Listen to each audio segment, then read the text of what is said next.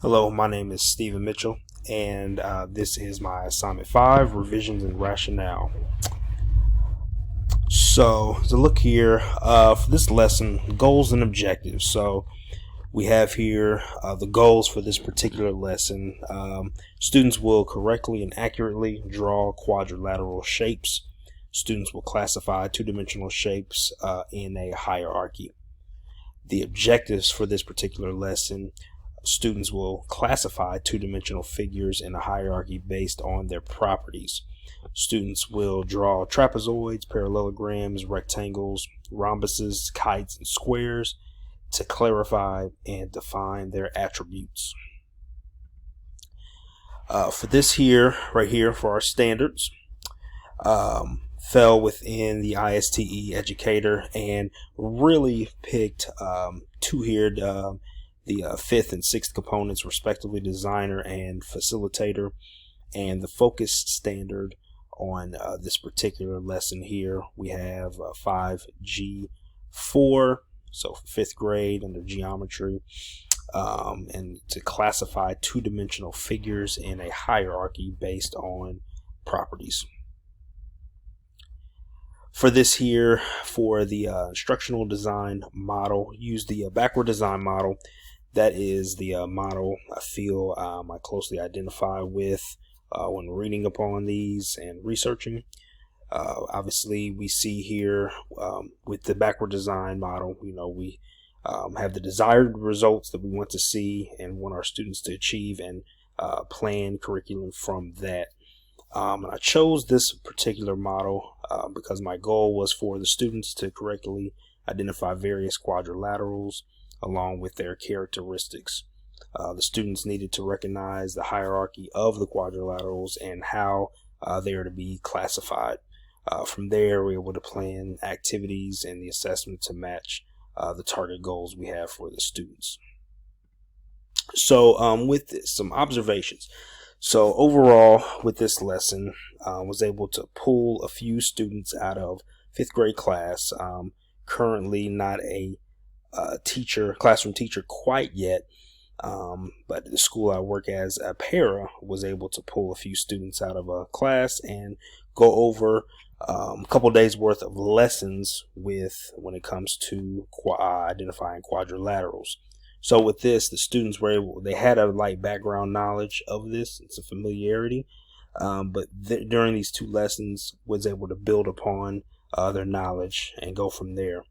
With this, the students participated well. They actively listened and were engaged.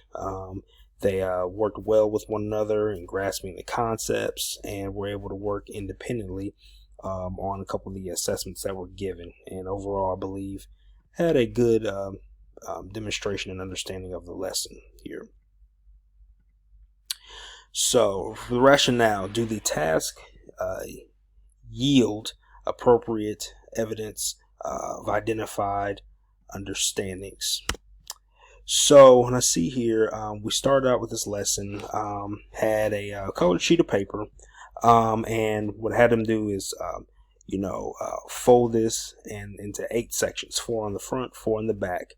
From this, they were able to draw a quadrilateral in each section of that paper, as well as the definition of a quadrilateral, and give the characteristics of that in each one of the squares. And they were able to, overall, it did yield the appropriate evidence of the understandings and how well they worked throughout that process. The second one, do the tasks involve a complex real world application of the identified knowledge, skill, and understandings? With this, a couple of different activities we did cutouts of shapes, sorting the quadrilaterals into their respective categories, whether it fell into the category of a trapezoid, parallelogram, square, things like that. Also reviewed the various quadrilaterals and identified them within the quadrilateral hierarchy, and then also participated, did a quadrilateral flow chart together. One thing that I would revise on this would be to flip-flop the days that I did the flow chart and sorting the quadrilateral shapes. I actually did the flow chart on the first day and sorting out the shapes on the second day.